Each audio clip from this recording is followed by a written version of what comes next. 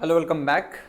Electrical network के अंदर मैं देखूंगा आज का टॉपिक होगा phasor diagram of three phase system, जिसमें स्टार और डेल्टा दोनों आएंगे हमारे। और इससे पहले हमने स्टार डेल्टा का पूरा कनेक्शंस देखा कि कैसे वो जो आपका वीएल है, लाइन वोल्टेज वीपीएस का √3 टाइम्स ज़्यादा होता है ना, और कैसे लाइन करंट फेज करंट का कितना टाइम्स मैग्नीट्यूड वाइज कितना होता है। वो इक्वेशंस आए थे कहाँ से? एक्चुअली वो सारे इक्वेशंस आपके फेजर से आते हैं।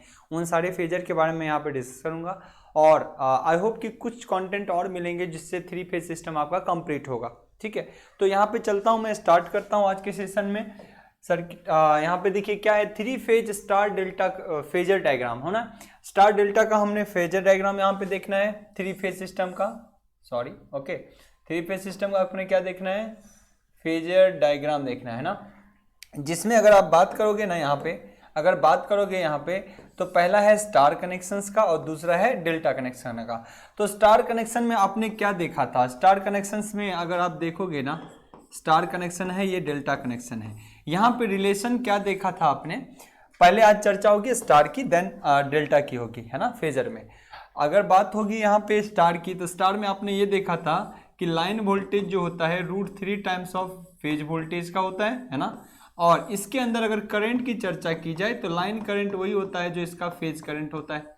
हमने ऑलरेडी इसके बारे में डिस्कस कर लिया है, ठीक है ना।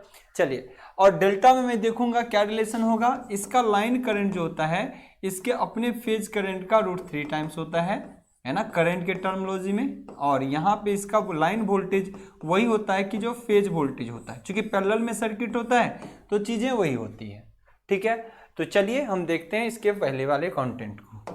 सबसे पहले हमारे पास जो कनेक्शंस होगा वो होगा star connections in three phase system का। यानी पहला पॉइंट कर रहा हूं स्टार कनेक्शन में कि उसका फेजर डायग्राम कैसे ड्रॉ करना है। यहाँ पे देखिए, in star connection the similar ends, इन सारी चीज़ों की चर्चा हमने कर रखा है। थ्योरेटिकल पॉइंट्स हैं जिसको आप नोट डाउन करेंगे, इसका पीडीएफ ऑलरेडी आपको मिल जाएगा। चीज़ें वही है कि यहाँ पे देखिए स्टार कनेक्शंस हैं, यहाँ पे इसके बारे में दिया गया है, इंडिकेशन दिया गया है कि कैसे ये लाइन करंट है, ये कैसे इसका फेज करंट है, और दो लाइन के बीच का वोल्टेज जो है वो हमारा क्या है, लाइन वोल्टेज है ना, दो मेन लाइन। अब यहाँ पे कुछ चीजों को और दिया गया कि फेज करंट कौन सा है, इसको स्टेटमेंट के रूप में बताया गया। लाइन करंट किसको बोल रहे हैं, उसको स्टेटमेंट के रूप में बताया गया। फेज वोल्टेज उसको बोलते हैं, वो भी स्टेटमेंट है, एंड लाइन वोल्टेज किसको बोल रहे हैं, वो भी स्टेटमेंट में। तो ये चारों पॉइंट्स को भी आप देख सकते हो यहाँ से। ठीक है, तो मेनली टारगेट है आज का हमारा, वो टारगेट कौन सा है, phasor, to draw the phasor, है ना, कि कैसे लाइन वोल्टेज फेज वोल्टेज का √3 वैल्यू आया कहां से था, है ना। जबकि कंपटीशन पॉइंट ऑफ व्यू से अगर बात करते हैं तो आपको कभी भी ये कैलकुलेशन निकालने की जरूरत नहीं पड़ती। लेकिन वहीं कभी कहीं मेंस की अगर बात होती है, जहां मेंस का पेपर होता है या कहीं सेमेस्टर का एग्जाम होता है, वहां पे कैलकुलेशन करना जरूरी हो जाता है। इसीलिए हम आए हुए हैं यहाँ पे चीजों को देखने के लिए।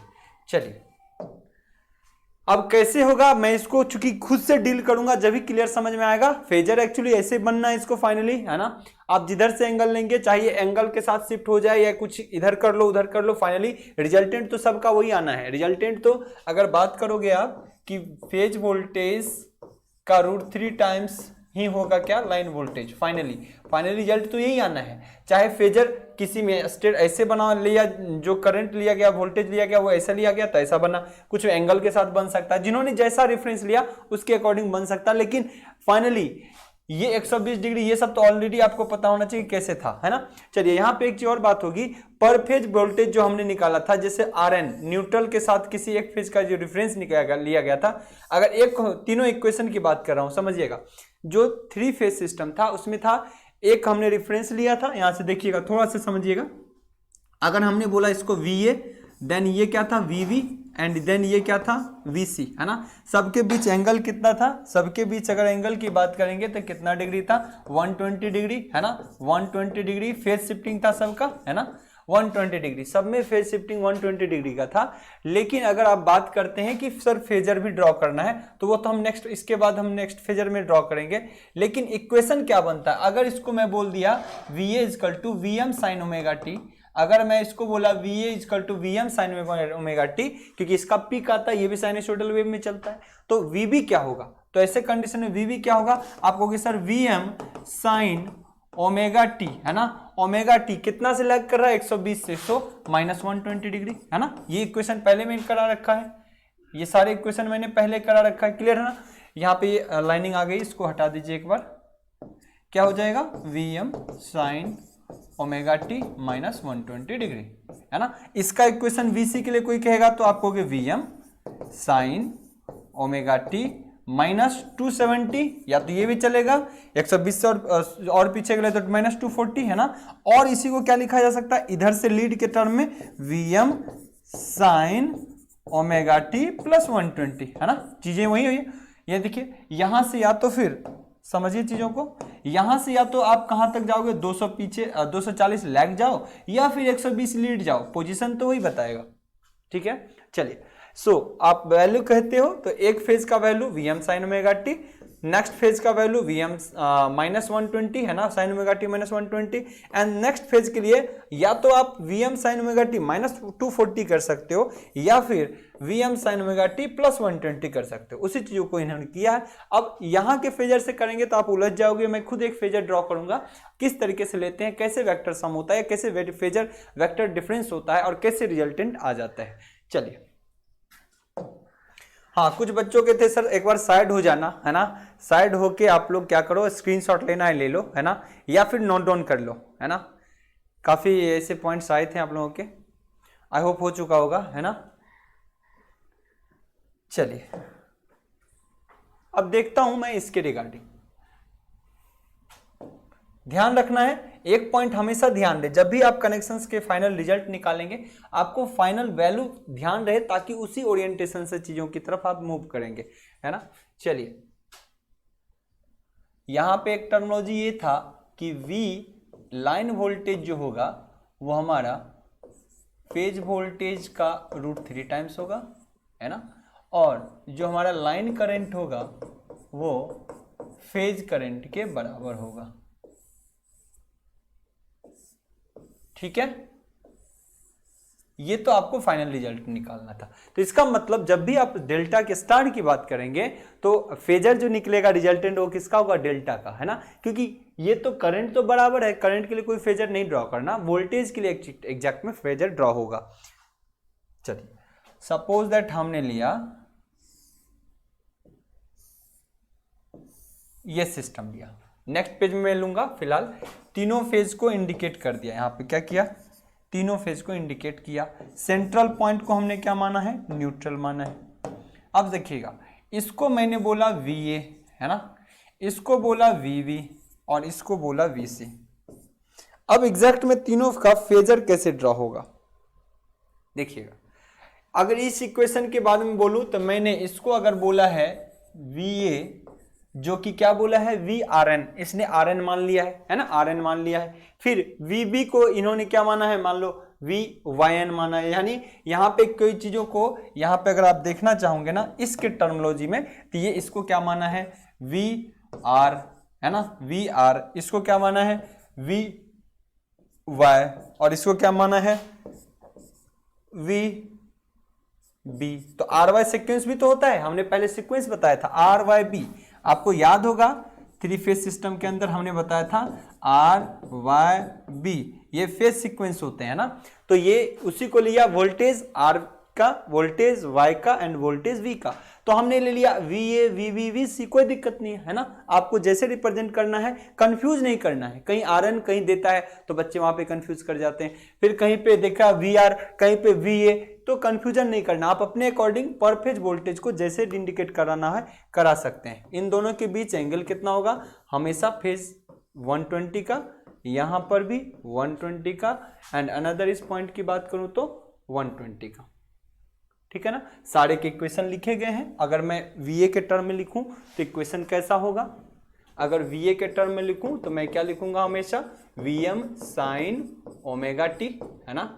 क्यों ऐसा हो रहा है, 3 फेज सिस्टम में मैंने ऑलरेडी दिखाया था, 3 फेज सिस्टम में तीनों फेज एक साथ चल रहे थे, सब 120 डिग्री पे शिफ्टिंग था। आई होप अगर किसी को कंफ्यूजन होगा तो फर्स्ट या सेकंड वीडियो में हमने कराया था फेज सीक्वेंस। क्या होता है, जब मैक्सिमम हर का एक फेज गया, फिर दूसरा फेज आया, फिर तीसरा फेज आया, जो पीक अचीव करता है ना, वेव जो पीक अचीव करता है, फेज सीक्वेंस होता है ना। तो वहां तीनों पॉइंट्स आपने देख रखा होगा। चलिए, तो सब सपोज दैट एक को मैंने वी ए को माना क्या, V M sine omega T, तो वी वी को क्या मानूंगा, V M sine omega T minus 120, कितना से -120 से लग जाएगा। एंड वी सी की अगर बात की जाए तो V M sine omega T plus 120 आप कर सकते हैं ना, प्लस 120 कर सकते हैं। तो इसी को मैं ड्रॉ करूंगा नेक्स्ट पेज में, क्योंकि यहाँ पे स्पेस कम पड़ेगा, तो हम नेक्स्ट पेज में इसको देखेंगे। चलिए,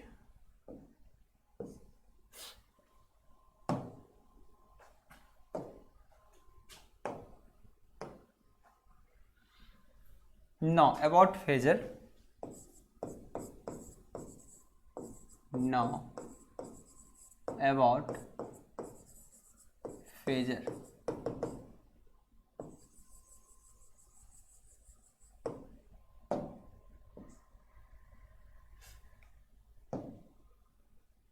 चलिए एक बार इसको ड्रॉ कर लेते हैं।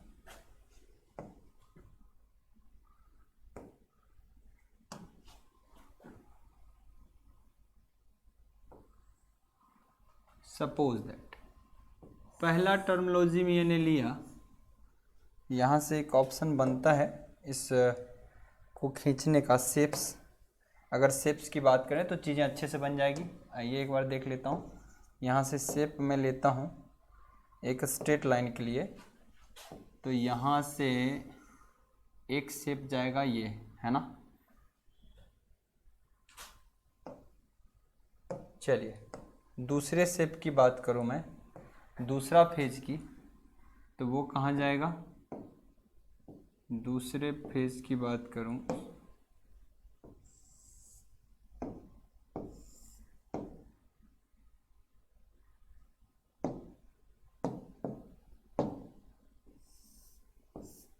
वेट,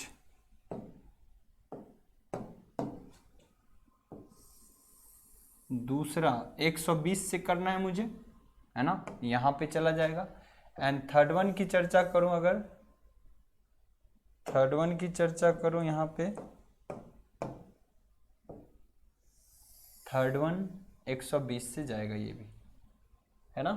चलिए अगर मैं इसको नाम दूं तो ये क्या होगा हमारा वी ए, ये क्या होगा हमारा वी वी, एंड ये क्या होगा हमारा वी सी। अगर एंगल की बात करूं तो ये कितने से 120 डिग्री से, है ना। नेक्स्ट इसकी एंगल की बात करूं तो 120 से, और इनके बात करूं तो 120 से। अब आपको पता है कि चूंकि ये सर्किट कैसा होता है, इंडक्टिव सर्किट, प्योरली इंडक्टिव होते हैं, तो हमेशा करंट क्या करेगा, लैग करेगा। हमेशा करंट क्या करेगा, लैग ही करेगा। तो पर फेज पे आप करंट को लैग करा सकते हैं। अगर करंट का भी फेजर कभी ड्रॉ करना, मतलब करंट का भी इक्वेशन इसमें दिखाना होगा फेजर में, तो आप करंट को लैग करा सकते हो। जैसे कि अगर करंट चाहे तो वोल्टेज से हमेशा क्या करेगा, लैग करेगा। अगर करंट का भी इक्वेशन दिखाना है किसी को कि ये IA है ना, और ज़्यादा से लैग करेगा, मैं फिलहाल दिखा रहा हूँ, ये इनके बीच क्या हो जाएगा, फेज एंगल फाई होगा, है ना। उतने ही से ये भी शिफ्ट कर जाएगा, ये होगा इसका IB होगा, है ना। नेक्स्ट ये भी कितने से लैग करेगा, उतने ही से करेगा। मैं बस दिखा दिया, करंट दिखाने की जरूरत नहीं थी हालांकि, पर आप चाहते हो तो करंट भी दिखा सकते हो कि करंट भी लैग करेगा। सब जगह यूनिफॉर्म सेम एंगल से, फेज एंगल फाई से लैग करेगा, ठीक है। चलिए टारगेट क्या है, वोल्टेज का फाइनली रिजल्टेंट दिखाना। अब मैं बात करता हूं, यहां पे देखिएगा, अब इसका फाइनल जब आप रिजल्ट ड्रॉ करना चाहेंगे, देखिएगा, देखिएगा अब क्या करना है। जब आप फेजर ड्रॉ करेंगे, जब भी आप फेजर ड्रॉ करेंगे तो देखिएगा इसके अपोजिट इधर आइए, इसके अपोजिट इधर आइए, तो क्या होगा, इसके अपोजिट आप आएंगे तो ये देखिएगा, थोड़ा स्ट्रेट लाइन में दिखे, इसके अपोजिट आप यहां पे आए हो, है ना, थोड़ा दिख रहा है ना स्ट्रेट लाइन में। चलिए इसको क्या बोलूं मैं, VB बोलूं। ध्यान रखिएगा यहाँ पे क्या होता है, बहुत जगह इसका नेगेटिव वैल्यूइंग भी, मतलब कि अगर वीवी इस डायरेक्शन से जा रहा है, अगर इस डायरेक्शन में लेंगे तो माइनस वी भी हो जाएगा, नेगेटिव भी लेंगे तो कोई दिक्कत नहीं है। लेकिन हम यहाँ पे मैग्नीट्यूड की बात कर रहे हैं, किसकी, मैग्नीट्यूड की। इस चीज़ के ध्यान रखें कि जितना मैग्नीट्यूड यहाँ है वही मैग्नीट्यूड अगर यहाँ आया तो कितना लिखा जा सकता है, वीवी को रिवर्स डायरेक्शन में। बहुतों ने माइनस लिखना है तो लिखा जा सकता है, माइनस नहीं लिखना है तो नहीं लिखा जा सकता है, ठीक है ना। इन चीज़ों का ध्यान है, मुझे मैग्नीट्यूड से मतलब है अभी फिलहाल, तो हम मैग्नीट्यूड की बात कर रहे हैं। चलिए नेक्स्ट, अगर आपसे कोई बोले कि वीसी का रिवर्स डायरेक्शन में अगर निकालना है तो क्या होगा, देखिएगा इसका भी मैं अगर कुछ इस तरीके से ड्रॉ कर दूं, ये होगा हमारा VC, लेकिन अपोजिट डायरेक्शन में। लेकिन कैसा डायरेक्शन होगा, अपोजिट डायरेक्शन होगा। नेक्स्ट, अगर आपको लगता है कि VA की बात की जाए तो VA की अगर बात कर लूं तो ये रहा हमारा VA, है ना। सिर्फ अगर मैग्नीट्यूड लिया जाए तो सेम यहाँ पे आएगा, अगर मैग्नीट्यूड ना लिया जाता तो माइनस वी भी लेता, मतलब उसके साथ साइन भी लेते हैं। तो अब देखिए क्या करना है, अब यहाँ पे रिजल्टेंट जो दिखाना ना, V और VV के साथ, VV और VC के साथ, और V यहाँ पे देखिए VC और VA के साथ। तो यहाँ पे किसी न किसी तरीके से आपको क्या करना पड़ेगा, रिजल्टेंट बनाने की जरूरत होगी, तभी आपको फाइनल रिजल्टेंट देखने को मिलेगा। सपोज दैट V और VV मिलके क्या देगा, यहाँ से देखिएगा, इसका जब आप आगे फेजर ड्रॉ करोगे ना, क्या करते हैं, इसी के पैरेलल, देखिए इसको इसी के साथ खींचते हैं। जब भी आपको फेजर बनाना होता है, यहाँ पे मेरे पास स्पेस नहीं है, क्या करना होता है, हमने जैसे आरएल सर्किट, आरसी सर्किट में ऑलरेडी देखा फेजर कैसे ड्रॉ करते हैं, पैरेलल वहां से आगे बढ़ाते हैं, उस नीचे वाले का पैरेलल से आगे बढ़ाते हैं, जो पॉइंट मीट करता है वही आपका फाइनल रिजल्टेंट होता है। चलिए मैं यहां से देखता हूं एक बार, देखिएगा। अब क्या करूंगा, इसको और इसको मीट कराऊंगा एक पॉइंट पे, तो सपोज दैट वो पॉइंट ये रहा, वो पॉइंट कौन सा रहा, ये रहा, ठीक है ना। चलिए एक पॉइंट बना, इसका मतलब इसका रिजल्टेंट कहाँ जाएगा, इसका रिजल्टेंट ये जाएगा, इसका रिजल्टेंट ये जाएगा, है ना। अब दो फेज के बीच ध्यान से रखिएगा, VB एक फेज वोल्टेज है, VA एक फेज वोल्टेज है, और उन दोनों का रिजल्टेंट हमेशा क्या देता था, लाइन वोल्टेज। क्या देता था, लाइन वोल्टेज। तो आप कह सकते हो यहाँ पे, अच्छा आपको नहीं दिख रहा ना, मैं कैमरा थोड़ा सा ऊपर करवा देता हूँ, ये देखिएगा, आई होप कट रहा है आप लोगों को।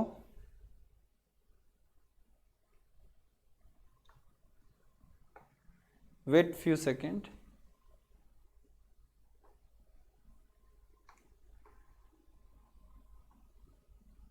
ओके, अब दिख रहा होगा। ओके, तो ये आपका फाइनली क्या बना, VAB। यहां पे क्या बनेगा, VAB, है ना। अब आपको पता है VA, VB एंड VC ये सारे क्या हैं, फेज वोल्टेज। क्या है, फेज वोल्टेज। अगर बात करोगे ना इन दोनों के रिजल्टेंट का, सपोज दैट VAB, अगर आप बात करोगे ना जैसे कि VAB है ना, VBC एंड VCA, यानी किसी भी दो सिंगल फेज के बीच का, उसको हम क्या कहते हैं ना यहाँ पे, लाइन वोल्टेज। क्या बोलते हैं, लाइन वोल्टेज। आपको पता है एक बैलेंस सिस्टम के लिए, एक बैलेंस सिस्टम के लिए अगर बोला जाए कभी भी बैलेंस सिस्टम के लिए, तो VAB बराबर होगा हमेशा VBC, बराबर होगा हमेशा VCA, बराबर होगा लाइन वोल्टेज का।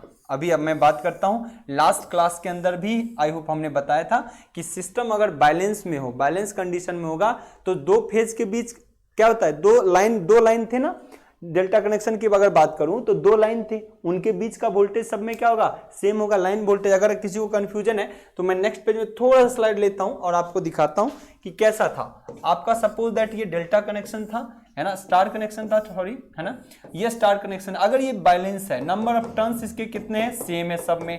फेज सीक्वेंस यहाँ पे फेज जो है शिफ्टिंग कितनी है, 120 डिग्री की है। है ना।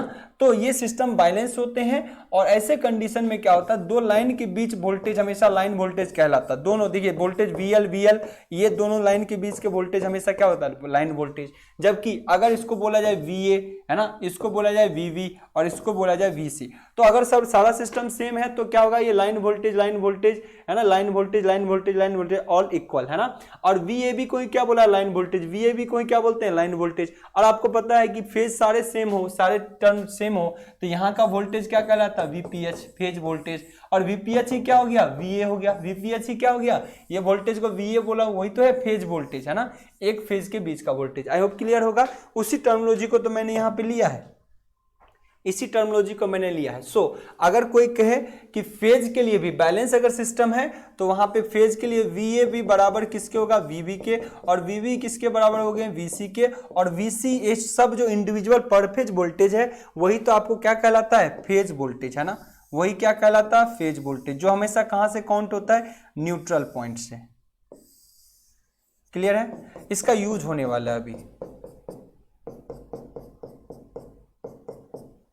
ठीक है। चलिए अब एक बार फेजर देख लेते हैं।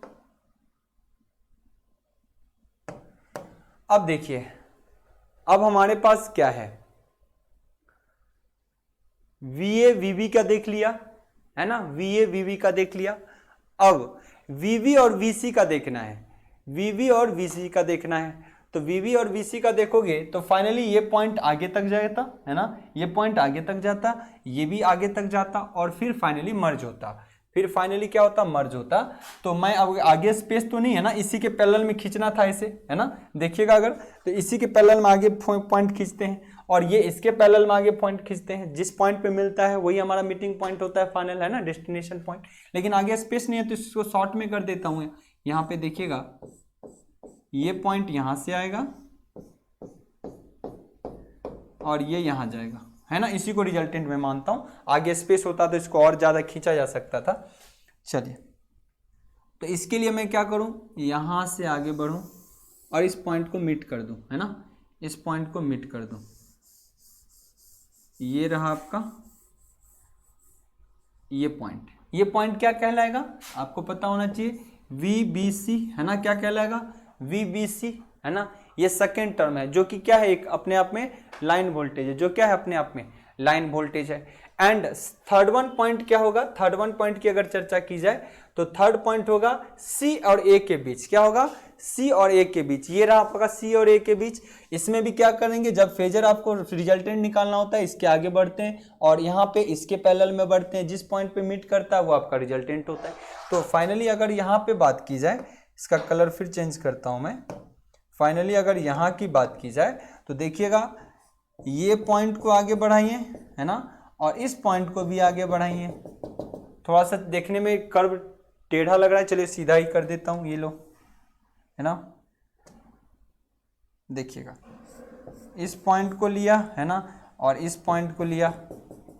फाइनली ये क्या देगा, यहां से यहां तक, यहां से यहां तक, यहां से यहां तक, ये क्या देगा, VCA लिख लो, है ना, कोई दिक्कत नहीं है, VAC या VCA, है ना।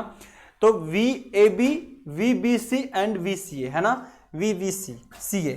तो ये तीन तो मेन चीजें बन गई, जो कि एग्जैक्ट में क्या है, line voltage, line voltage, line voltage. Line voltage का रिजल्टेंट देखिए हमेशा फेज वोल्टेज से ज्यादा है, लाइन वोल्टेज का रिजल्टेंट हमेशा फेज वोल्टेज से ज्यादा है। तो अभी तो देखने से भी लग रहा है कि एक वोल्टेज ज्यादा है। ऑब्वियसली ये लाइन वोल्टेज है, दो टर्मिनल के बीच, दो जो लाइन वाला वोल्टेज है उसके बीच का वोल्टेज है, ठीक है ना।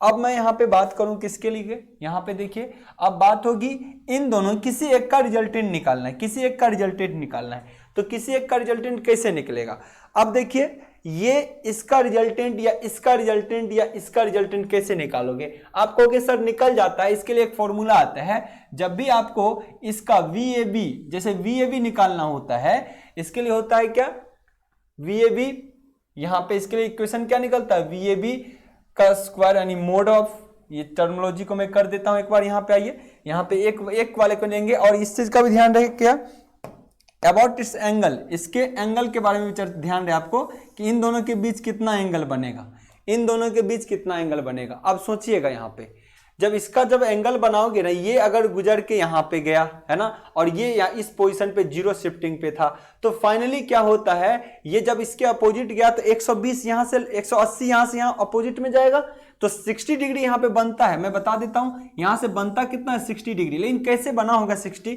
इनके बीच भी एंगल जो बनता है वो हमेशा कितना बनता है 60 डिग्री का, है ना, और इनके बीच भी एंगल जो बनता है वो 60 डिग्री। आप कहोगे सर 60 डिग्री बना कैसे, समझिएगा।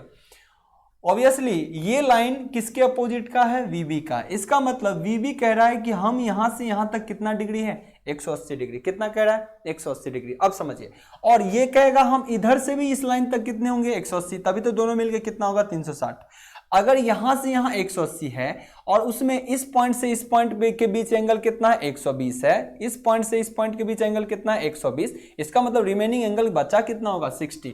तो जिस तरीके से एक के लिए 60 बचा है, सिमेट्रिक सर्किट यानी बैलेंस लोड है, उसके कंडीशन के लिए यहां भी 60 डिग्री ही बचेगा और यहां भी 60 डिग्री बनेगा। अगर एक का सेम सब चीज चल रहा है, एक का निकाल लूं तो सबके लिए भी सेम हो जाएगा ना। तो इसीलिए लाइन वोल्टेज और फेज वोल्टेज जो निकालते हैं कॉमन टर्म के रूप में निकालते हैं। चलिए अब एक का मैं यहां पे कर देता हूं, इसको कर देता हूं रफ। अभी वहीं से लेके आएंगे सारे टर्मिनोलॉजी को, है ना। क्या होगा देखिएगा, यहां से देखना है VAB VAB VAB VAB, sorry यहां पे आइए, ये क्या होगा VA प्लस VB, दोनों का समेशन हो जाएगा, वेक्टर सम होना है VA plus VB, vector sum होना है, सबका क्या होना है वेक्टर सम होना है। और जब इसको कैलकुलेट करते हैं तो VAB का स्क्वायर, VAB का स्क्वायर बराबर क्या होता है VA का स्क्वायर प्लस VB का square plus 2VAB into cos of theta, है ना। थीटा कौन सा एंगल ले लिया जाता है यहाँ पे, थीटा इन दोनों के बीच का एंगल, दोनों फेज के बीच के एंगल को लिया जाता है थीटा, ठीक है ना, जो कि मुझे पता है ऑलरेडी वैल्यू कितना है इसका 60 डिग्री। कितना वैल्यू है 60 डिग्री। सो अगर VAB को कोई लाइन वोल्टेज के टर्म में बोल दे तो कोई दिक्कत है, VAB क्या है दो लाइन के बीच का वोल्टेज है। सो इसको टर्मिनोलॉजी में अगर VL का स्क्वायर बोल दी जाए तो कोई दिक्कत की बात नहीं है।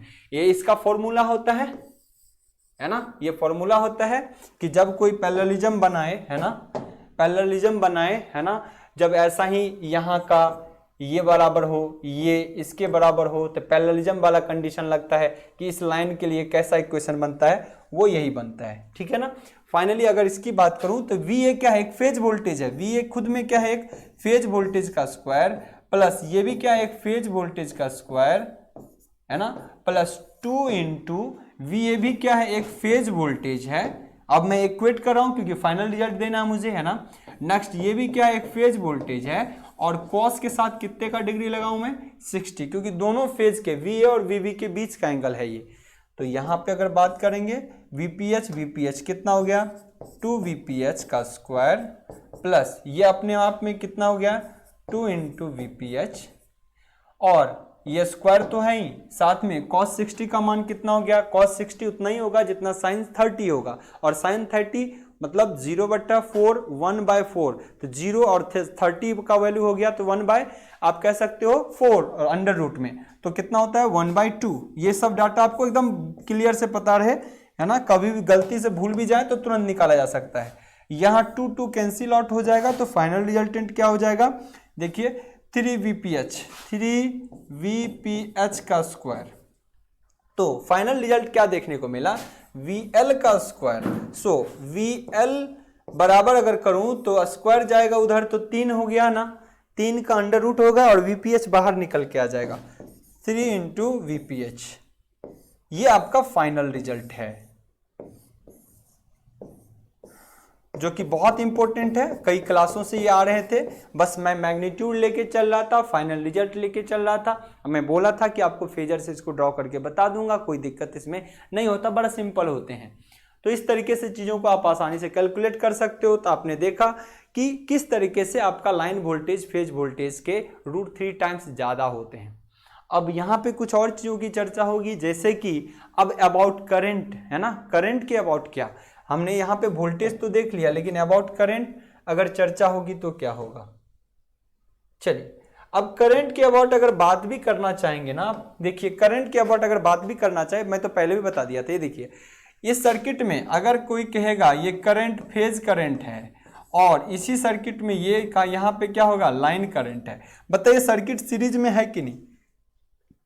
क्लियर है, सर्किट किस में दिख रहा है आपको, सीरीज में दिख रहा है। बेशक अगर सर्किट सीरीज में होगा सो IL किसके बराबर होगा, IPH के, और IPH तो हमेशा एक फेज करंट है ही, तो इसमें कोई एक्सप्रेशन निकालने की जरूरत ही नहीं है, एक्सप्रेशन निकालने की जरूरत ही नहीं है। यहाँ पे आप सीधे वैल्यू कह सकते हो इन टर्म्स ऑफ वोल्टेज। अगर आप ये देखा किसके टर्म में, इन मैग्नीट्यूड, ये किसके टर्म में है जी, मैग्नीट्यूड है ना, लाइन वोल्टेज होता है फेज वोल्टेज के √3 टाइम्स होते हैं। अब यहाँ पे मैं बात करूं अबाउट करंट का, तो फेज इसमें in case of star connection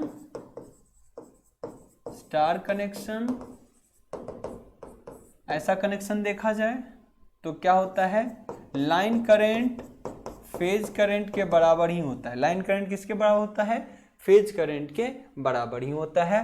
चाहे किसी के लिए भी निकाल लो, है ना, किसी के लिए भी निकाल लो, यहाँ पे delta connected star connected system में, ठीक है ना। आई होप यहाँ तक चीजें आपको क्लियर हो चुका होगा, ठीक है ना। हम देखेंगे नेक्स्ट जो सेशन होगा वो हमारा डेल्टा कनेक्टेड सिस्टम का होगा, कि डेल्टा कनेक्टेड सिस्टम में वहाँ पे टारगेट ये भी रहना चाहिए, ध्यान रखें यहाँ पे वोल्टेज निकालने का ये भी रीजन था, क्योंकि हमको ऑलरेडी पहले ये भी पता था कि वोल्टेज तो चेंज होता है स्टार कनेक्शन में, करंट सेम रहता है, इसलिए टारगेट वोल्टेज का था। लेकिन जब डेल्टा कनेक्शन सिस्टम में करेंगे ना, तो डेल्टा में टारगेट होना चाहिए कि लाइन वोल्टेज फेज वोल्टेज तो इक्वल होता है, तो वहाँ जो फेजर ड्रा होना चाहिए इन टर्म्स ऑफ करंट के टर्म में। क्लियर है, तो ये भी बच्चे कंफ्यूज होते हैं, कहाँ वोल्टेज का करूँ, कहाँ करंट का फेजर निकालूं, ये कंफ्यूज नहीं होना है। आपको ये पता होना चाहिए कौन किस में बराबर होता है, जो बराबर होता है उसमें नहीं निकालना, जो नहीं बराबर होता है उसके रिगार्डिंग फेजर निकालना होता है, क्योंकि उसी में हम बता सकते हैं कि फेज वोल्टेज उसके फेज करंट का, फेज लाइन वोल्टेज का क्या है। ठीक है, चलिए मिलते हैं फिर नेक्स्ट क्लास में। Okay, good bye.